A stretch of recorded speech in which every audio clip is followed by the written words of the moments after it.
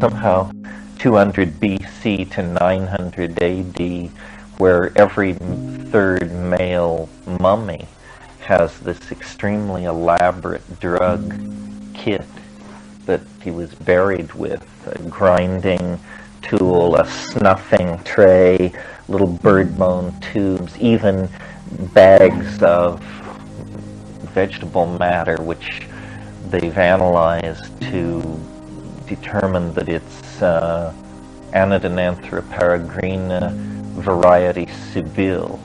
Anodonanthra peregrina was known to be a DMT containing snuff used widely over the Amazon, but this variety Sibyl that they found, they then went on expedition right across the border from this part of Chile into Argentina and found these places where these trees are the major component of the flora.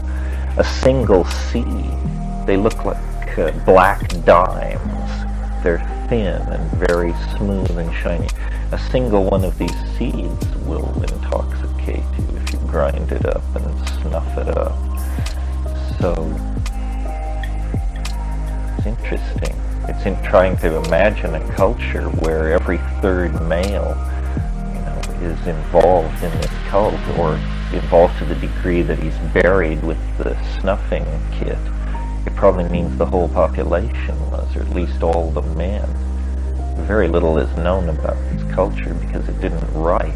It's a pre-Incan deal. In the Atacama Desert of northern Chile, which is some of the most remote, wild place on this planet. It looks like another planet. I mean, it's a desert above 10,000 feet. Oases characterized. There are a couple of oasi, whatever, and no rain has fallen there in this century, as far as the weather records go. So it's one of the driest places in the world, and this explains the presence of these mummies, which they found thousands of them. When Manolo took over this project, there had been this sort of bent Dominican character in the town for years and years, and he had exhumed over 3,000 of these mummies and had them on shelves around. And so he was kind of a necrophilic archaeologist with a penchant for, I don't know, I wasn't there. The felt presence of immediate experience, I've talked about that a lot. It's not my phrase. The felt presence of immediate experience. In other words, it just means how it is here now for you from your point of view, which is what you're always inside, no matter where you go, awake or asleep, stoned or unstoned. Reality has a quality, which is the felt presence of immediate experience. Wittgenstein called it the present at hand, making a more complicated metaphor by bringing into the notion of something which grasps. I think we've talked at times about, is it Morris Berman's book, Coming to Our Senses? Have you all read that, or do you know about that? It's a great book if you haven't read it, and it basically is the history of our denial of our senses, and what a denial of immediate experience, pleasure, erotic pleasure, every other kind of pleasure, the Western enterprise has become. And he talks about some interesting things in there that I haven't ever seen discussed anywhere else. He talks in one chapter about the history of mirrors as an indices of self-awareness. After all, a culture without mirrors is a culture where people don't care to look at themselves or don't feel the need to look at themselves. How far back can you trace mirrors? How advanced is the technology of mirrors? So the felt presence of immediate experience is I mention it a lot because my notion is that this is what you always have to come back to. This is what you have to measure everything against. Do you want to open the door, Paul? So this idea, we're talking about the felt presence of experience, which the idea being that philosophy can push you one way, religious beliefs can push you another way, upbringing, education, all of these things. But the real, where you really live, is the felt presence of immediate experience. And anything which pulls energy from that, either by causing you to regret the past, or causing you to spend lots of time anticipating the future, or even it could be argued activities where you lose awareness of yourself, like reading. I was always guilty of this particular abandonment of the felt presence of immediate experience. I was thinking today, day this beautiful is the kind of day where my father used to boot me out of the house, whether I wanted to go or not, on the grounds that on such a day you couldn't possibly stay inside. So I used to dread days like this. It meant interrupted reading time. Help me out here, Ellen. What was the rest of it, besides the felt presence of immediate experience? Well, I was curious, in your vast storehouse of cross-referencing, in philosophy and spiritual practice. Oh, yeah. Where truth comes in, the seeking of it, the telling of it. Well, I think I said this always comes up in the discussion about are psychedelics spiritual, or is it legitimate and coherent to talk about psychedelics as part of a spiritual path or a moral path or a path to enlightenment? And I've always said I wasn't ready to make that claim, that having been raised Catholic, I had a pretty deeply ingrained notion of what constitutes the moral life. And then I listed one of these things they make you learn in catechism, which is, I believe, clothe the naked, feed the hungry, bury the dead, visit the sick and imprisoned, comfort the afflicted, minister to the sick. And I said, I felt like if you did those things, and there is a kingdom of heaven, surely there is a place prepared for you. But it wasn't clear in my mind what the relationship of moral good works is to self-development. And so Ellen's question goes to the point of what is the role of seeking truth in spirituality. And I would argue that it's primary, but that it's probably the thing most fragile and most endangered in the ordinary process of seeking truth, because everybody has too many answers. You know, you ask the question and it turns out the answers are waiting right there. We were laughing the other night, some friends of mine and I, over the revelation on the internet on the part of a certain sect which guards its privacy very highly. It was revealed against their wishes that the central teaching of this sect was that God is a clam on another planet. And we were just puzzling over, you know, just how such a teaching and how its impact could be correctly managed. I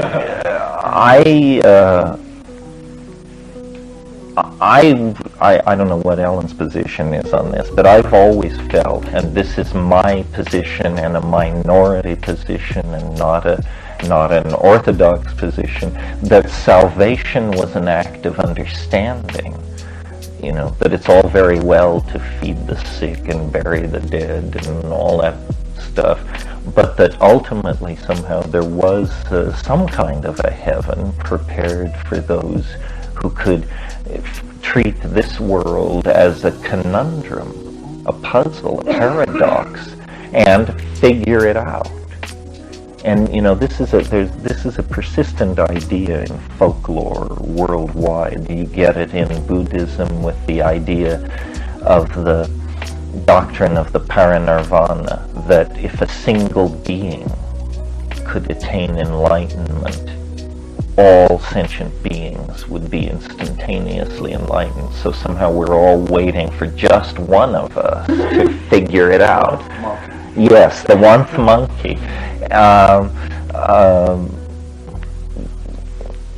Another example of where this happens on a folkloric rather than a world religious level is in people's encounters with fairies and elves. You know, if you should for some reason get tangled up with fairies and elves, usually the only hope, the only way out, is an act of brilliant intellectual synthesis. What I mean by that is they pose riddles, and they want you to pose riddles. Well, if you're just, I think then you're in bad shape. You're never going to leave the hill. You're going to sleep beneath the hill for eons.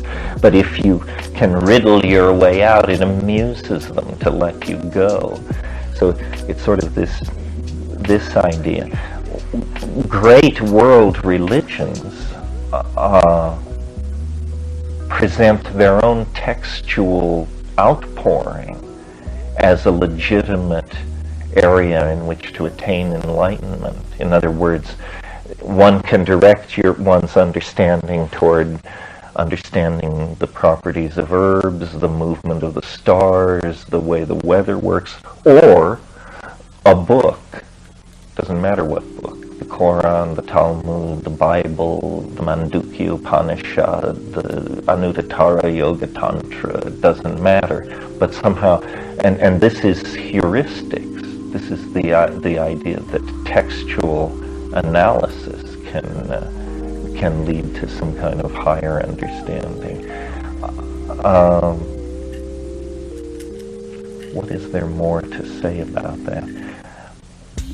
Somehow, you know, given the strong intuition that nature is organized fractally, and that man is somehow the microcosmic image of deity, then somehow our cognition, our thinking processes must surely be the most godlike things that we do. And so doing them is a kind of practice, you know.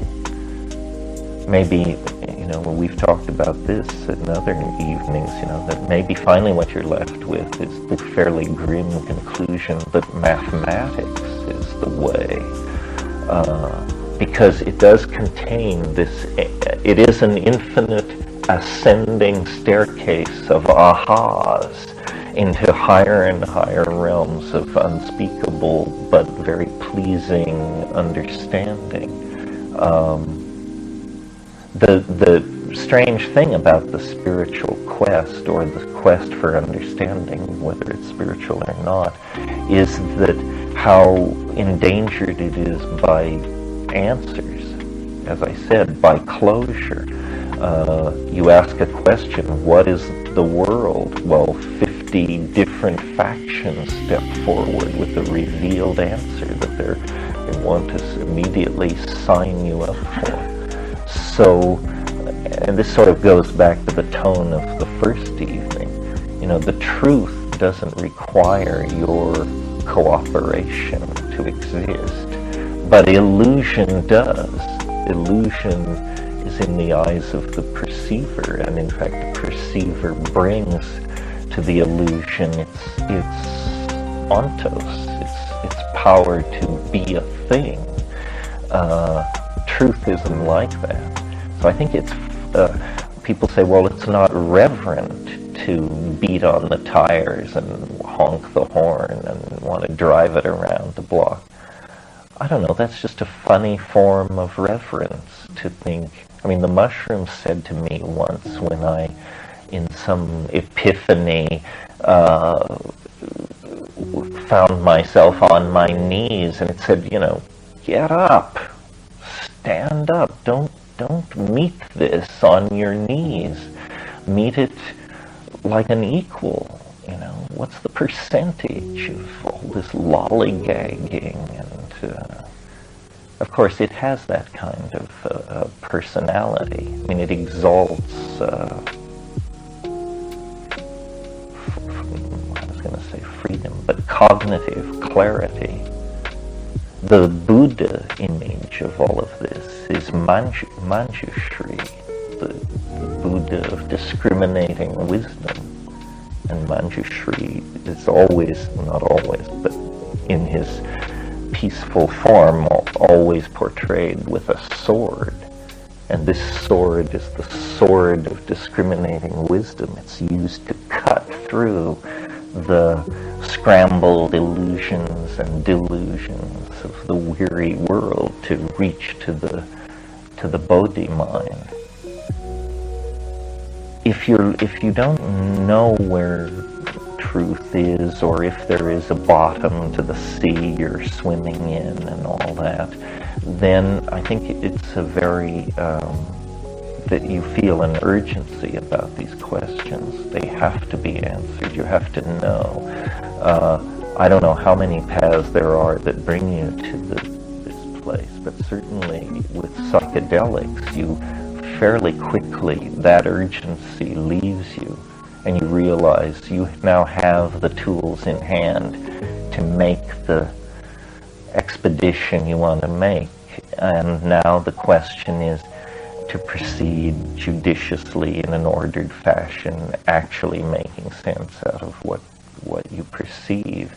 The spiritual enterprise changes drastically once you have tools powerful enough to take you anywhere you want. So it's not about the search for power. You have the power. And then what you have to decide is, you know, what are you going to do with it? Where do you want to go with it? I don't know how much there is to say about all that. I do feel like, and I'm sure anybody who's spent any time with me at all, privately or in these sessions, knows that there's a tension between the psychedelic community, which is, to my mind, an exiled tribe of scientists, the psychedelic community. We're the heirs of Freud and Jung, but booted out of the tent of science because we dared to use the human brain body as an instrument. And so the only place where we can gain shelter and comfort is at the fringes of New Age religion. But these are not our people, these people. You know, they serve strange gods and bizarre agendas, and we need to not lose our identity among them because they play by different rules. Now maybe, you know, somewhere in the history of the world, through God knows what means, the truth was actually downloaded to somebody. A Messiah, a rabbi, a Buddha, a somebody, a something, somewhere. But I find it unpersuasive, that idea, because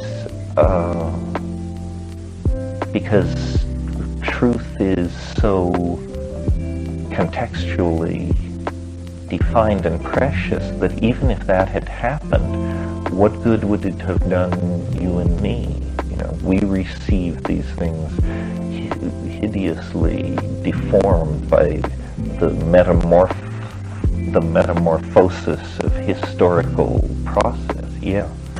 One thing I've noticed in my own exploration is, as I make the inquiries, I'm able to distinguish now the difference between the facts, just the physical facts, and my truth, which is influenced by my experience of the facts, my feelings, my history, my whatever.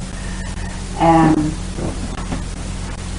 I don't know, I'm not sure what to make of that, but I have noticed that there is a difference between those. Yeah, I think I understand what you mean. I live intellectually in a simpler universe than the one that my experience has taken place in. In other words, I could tell tall tales of shamanistic strangeness, apparent telepathy, impossible coincidental occurrences, even transformations of matter, and I've seen all of these things, but never under controlled conditions, and never with anybody claiming they understood what was going on. What I doubt is that anyone understands any more of what's going on than I do. Not because it's an act of self-elevation that I am so smart. That's not the thought. The thought is everyone is ordinary. And it's incredibly disempowering to not realize this. You know, if you think that it belongs only to the Dalai Lama and somebody else, this is incredibly disempowering. The mushroom said to me once, it said, for one human being to seek enlightenment from another is like a grain of sand to seek enlightenment from another.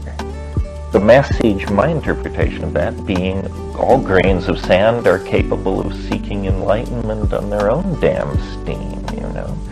I mean, not that you people around you don't have something to teach you, but an understanding in the person sitting next to you is not your understanding. And so it does you absolutely no good whatsoever.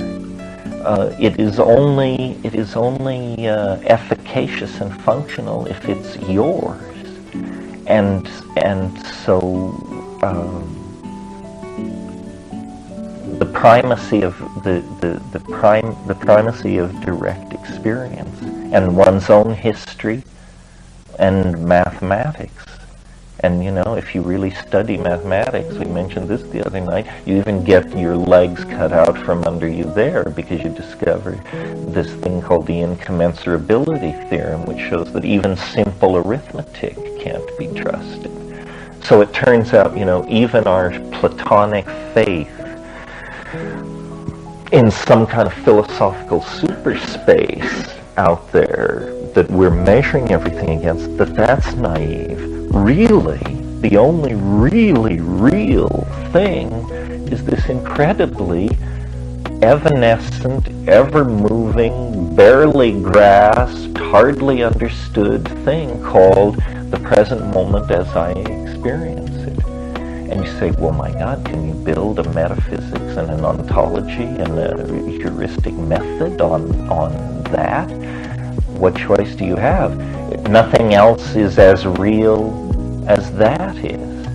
You know, if you know the language of theoretical biology, you know that a human being, an organism, is a chemical system with, granted, other properties, perhaps not derivative from chemistry, but a chemical system that is riding far from equilibrium. It's in a kind of, there are different terms for it. It's a dissipative structure, or it's an autocatalytic hypercycle, or it's undergoing autopoiesis. But the basic concept is that it is maintaining itself as a coherent entity in a universe flowing toward entropy. It's somehow making its way the opposite direction.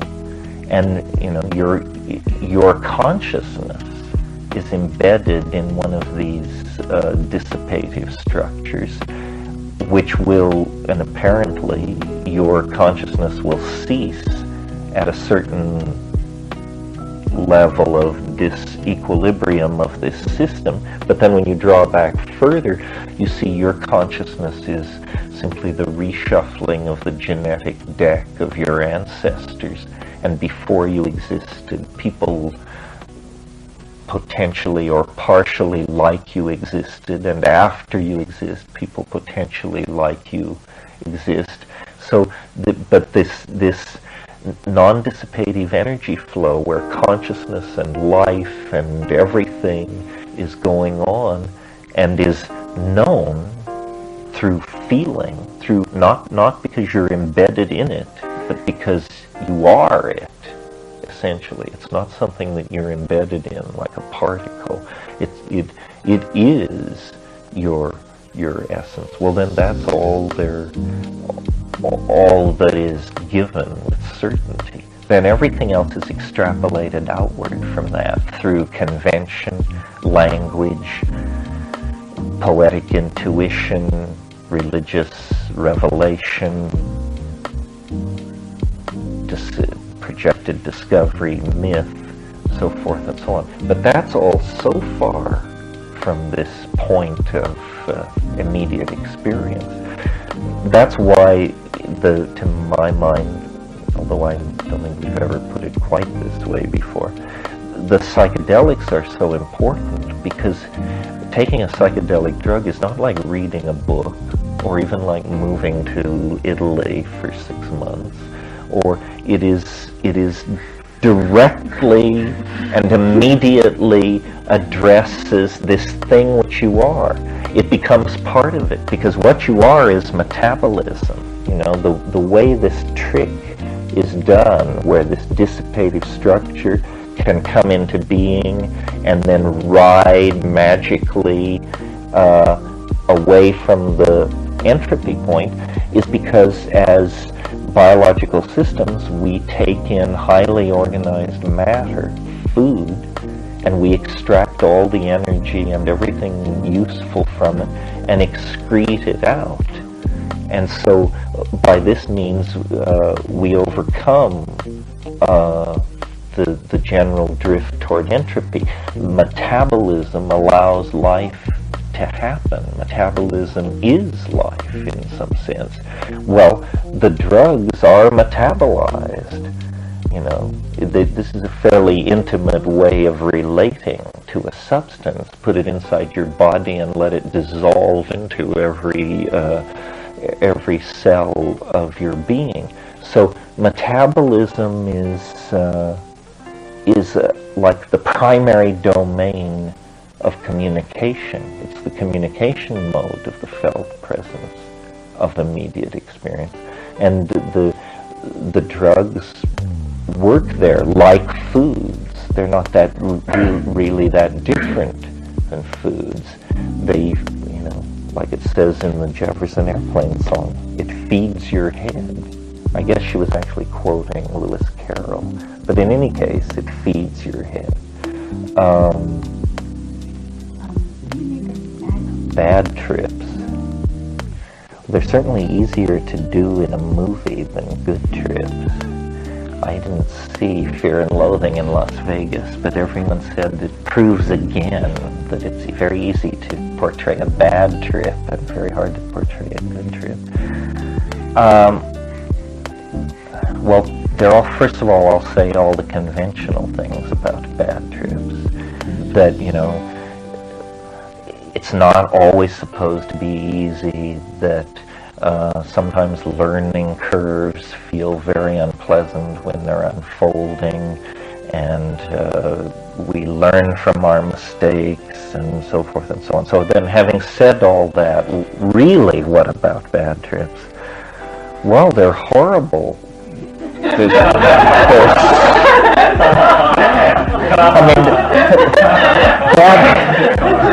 bad trips make bad sex look like no problem, which is an amazing thing to achieve.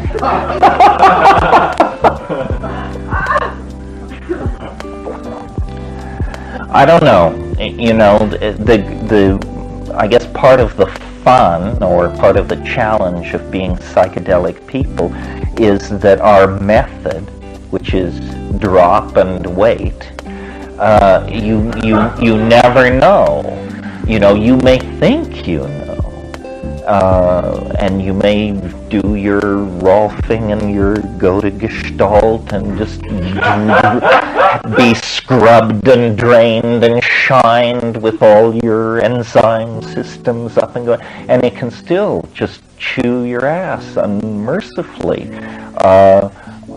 It's one of those places where I, who am not necessarily that eager for astrological explanations, reach eagerly for astrological explanations, because if everything else is right, and I've even noticed, Moon in Scorpio for me is not a good time to do psychedelics. I also, before a large trip, I will throw the I Ching. And without spending too much time on the I Ching, I can't remember which hexagram it is, but one of the 64 hexagrams says, inquire again of the oracle if you have constancy, something else. And almost invariably, I have no idea how many times in my life, contemplating psychedelic trips, I've thrown that hexagram, the hexagram which says ask again. And so then I ask again, and if it's negative, I don't do it. I figure, you have right brain tools and left brain tools. Somehow this question about bad trips is about your pre-trip intuition, feeling into the situation. And then, of course, there are obvious rules. There are guaranteed situations which give you bad trips. Taking too much of a drug with people you don't know. Taking large amounts of a drug and mixing it with a lot of moving around in crowded social spaces.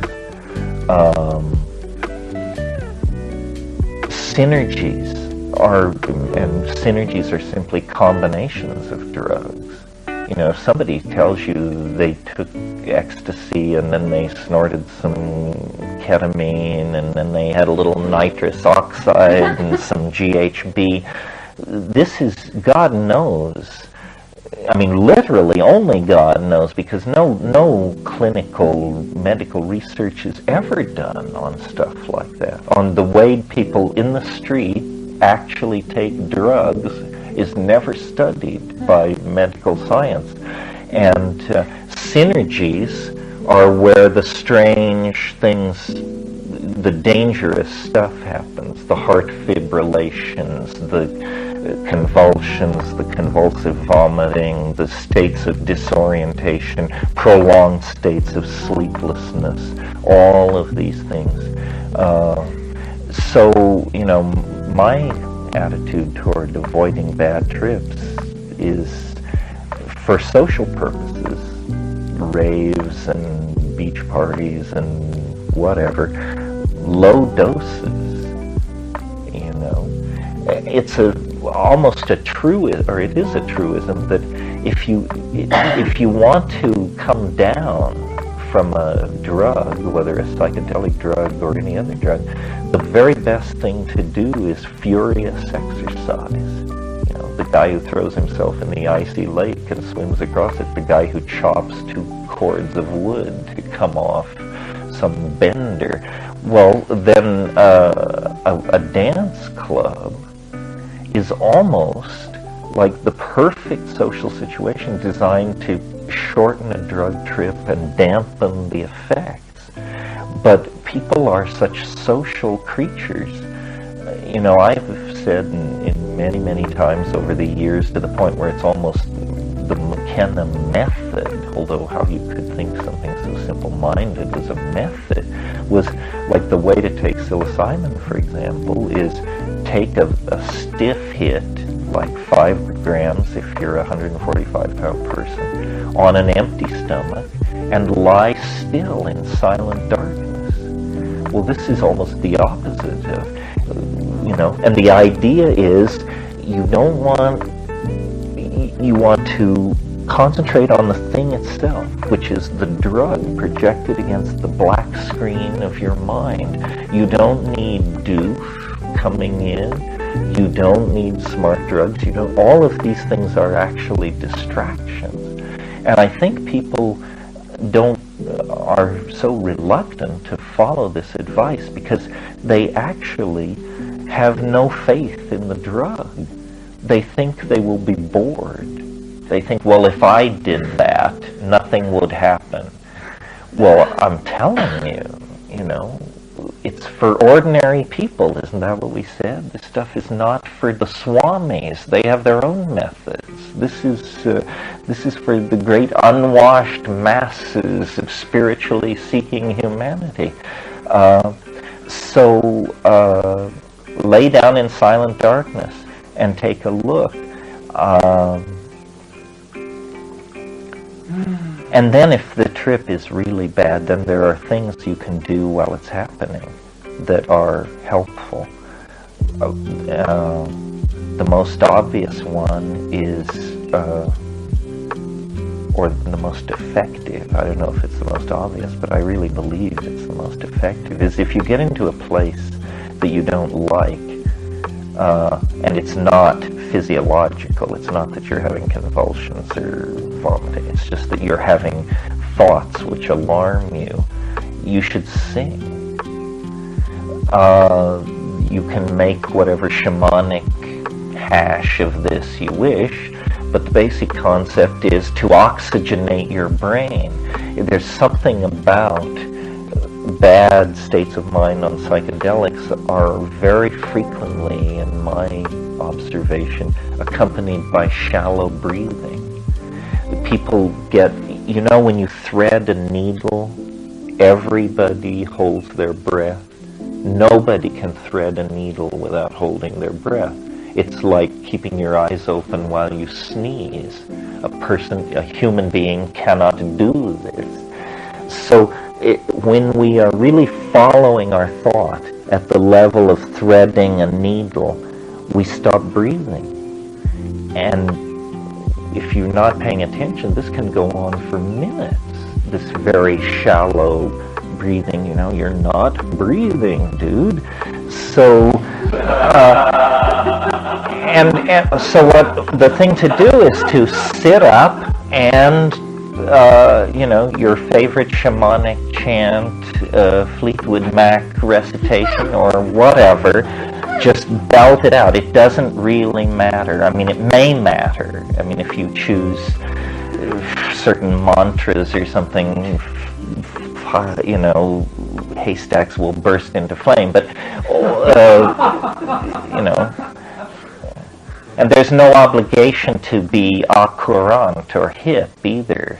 It doesn't have to be Aphex Twins. It can be row, row, row your boat. I've always preferred, because it does contain the refrain, merrily, merrily, merrily, merrily, life is but a dream. If you're loaded on psilocybin or ayahuasca, the thought that life is but a dream opens ahead of you and becomes epiphanous instead of ridiculous. And then, I don't know, this is what I do. This is maybe not universally good advice, but when I take psychedelics like that, I have bombers rolled, and if things get weird, I torch them up, although sometimes then things get weirder. You have to be careful with that. I mean, the way I do it, and I've really got this down, sort of, is with psilocybin anyway. People say it comes on in 10 minutes, it comes on in 20 minutes, and they're ripping in 40 minutes. It doesn't work like that for me.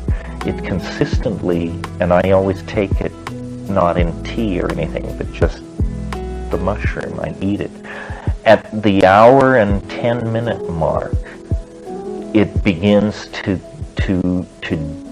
come on, I guess. I mean, there's a feeling of nausea and maybe coldness, and there's just like a certain window of opportunity where then if you smoke cannabis, it immediately begins the hallucinations very dramatically and moves you quickly through that clammy, handshaking part of the trip, which is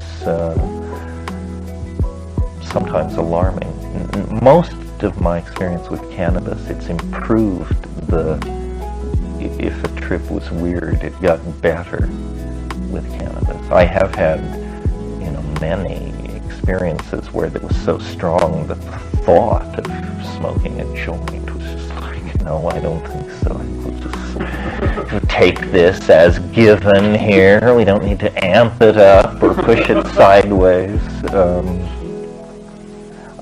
But nobody does this a lot who doesn't then occasionally put in a very difficult evening. And, part of your psychic, I guess your shamanic constitution is how quickly can you come back from a really bone-shaking psychedelic experience, either because it blew your mind in some way or something appalling happened. I remember a number of psychedelic trips that were hard to come back from, but I remember one in particular years ago where my friend and I took a lot of acid, and late in the trip, like about 3:30 in the morning, he had a very dramatic epileptic seizure, and I had never seen an epileptic seizure, and oh God, it just set off this cascade of hysterical activity. The 911 people had to be called. I remember there was a real moment of truth in all this for me. I remember the apartment was on the second floor, and I saw the cop cars and everything pull up in front. We had flushed staggering amounts of dope, knowing that they were about to arrive. And I went tearing down to the front door, and I was completely loaded on acid. I mean, I could barely stand, and I could see through the glass the cop, and he said, "Open the door." We had locked the door earlier in the evening. He said, "Open the door." So I fumbled with the door for a few seconds, completely hysterically and ineffectively, and then I couldn't get the door open. So I stepped back from the door and said, "Shoot the lock off!"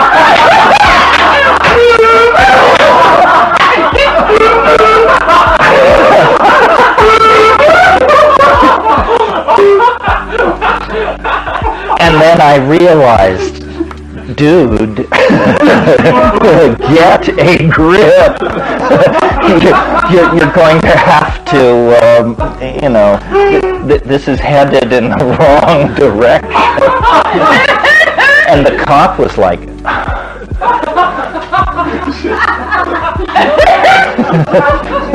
so then, and then I remember, this trip to the hospital, and I don't know what was going on.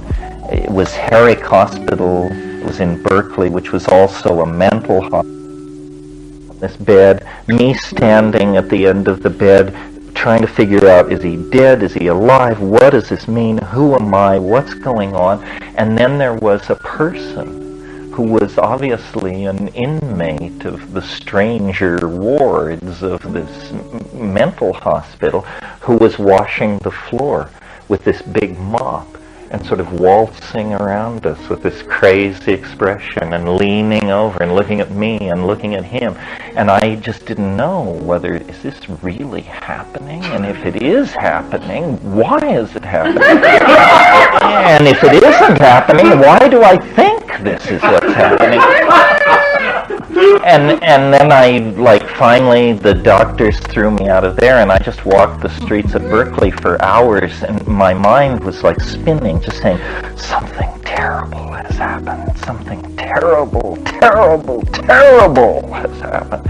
And it took days to realize, yes, he had an epileptic fit, here's what an epileptic seizure is, here's the drug, here's the prognosis, here he is, seemingly all right. He came through it in much better shape, it seemed, than I did. I mean, I was deeply spun by all of this crazy shit. And that's not an out-of-control drug story. I mean, truly, I'm a very conservative person, so for me, that was an evening really getting beyond management. But some people, start out like that. I had friends in the 60s in New York City who would say, in Manhattan, they would say, let's take 500 mics and hit the streets and mess with people's minds. Well, and you quickly discover there are people out there capable of messing with your mind, and more than your mind, but sitting up all night in Manhattan diners just taking on all comers for mind games is, no way to spend an evening. Anyway, so much for the question. What do you do about bad trips? If you have character, you live through them, and after a few months, go back to it. Many people, it's a bad trip that finishes them for psychedelics, and I don't think, you're ever really immune to it. The funny thing about psychedelics, I think, especially psilocybin, I've noticed, is it's incredibly gentle with beginners. It almost never bites a beginner, these clueless people who go to it with knees knocking. Usually, the doors of heaven open and they're swept in. It's the veterans, it's the old battle-scarred explorers who, come back from a certain given evening with their eyes bugging and a tale to tell. And I primarily from Stan that there is no such thing as a bad trip. There is the wrong context, which is what you were saying in sort.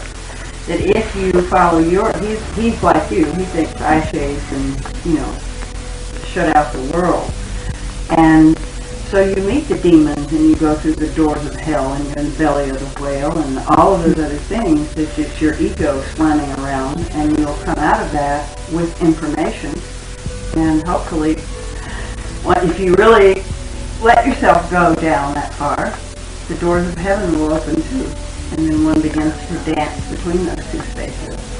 Yeah, the only place where I really think the concept bad trip is legitimate and it is true in my experience as well as my opinion is when you mess with the actual physical substances in some way.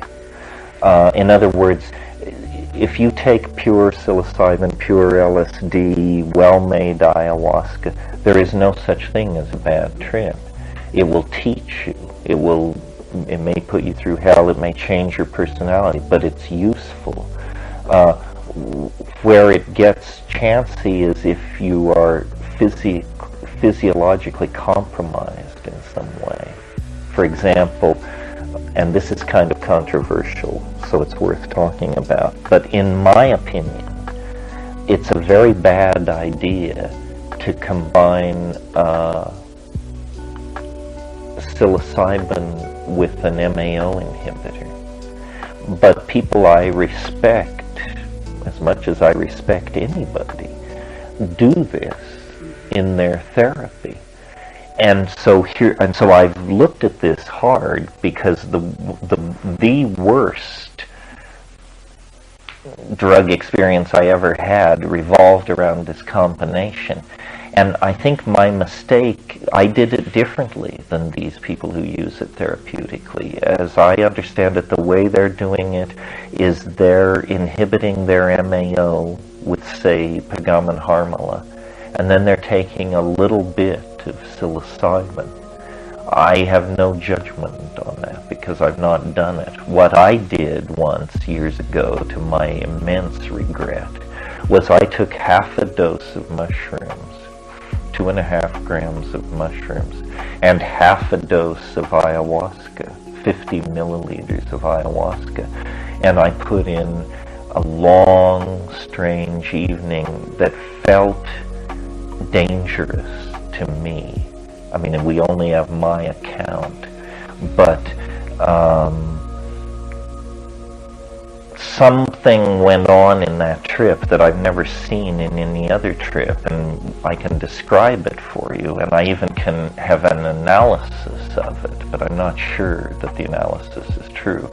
What happened was the trip seemed normal for the first hour or so, and then I in the part of the trip where I should have been smoothly hallucinating, roving and scanning, taking in data and learning, I noticed a rising anxiety that I couldn't control, and the anxiety was it was a generalized anxiety. It was a feeling, a strong feeling that something was wrong, and so then I would like stop my whatever my trip was and deal with this feeling that something is wrong. And I would look around and reassure myself, nothing is wrong. You know, heartbeat okay, you're sitting in the chair, moonlight is flooding in, the cat is at your feet, nothing is wrong. So I would go back to tripping. 30 seconds later, something is wrong. And I would come out of it after about 4 or 5 times of this, and the loop was getting faster and shorter. I could, even on the trip, I analyzed what was going on. What was going on was no short-term memory was happening at all. I knew who I was. I could tell you my parents' story and so forth and so on. What I had lost was the last 30 seconds of my life didn't exist. And this may not sound like a problem, but in fact it's like having your big toes cut off or something. You can't stand anymore. The absence of the last 30 seconds creates this bizarre sense of a vertiginous void behind you, and you keep looking around, and then it's there. You say, oh, well, it is there. Now I feel like it's not there. Oh yes, it's there. Well, this is crazy making, and it may not sound, you know, so agonizing, but I found it to be as close to madness as anything I've ever experienced. And I felt at times that they'll just find me here, just gibbering. They'll just, you know, throw a light net over me and take me by the elbow and lead me away, and that'll be it. And then finally, and I had this very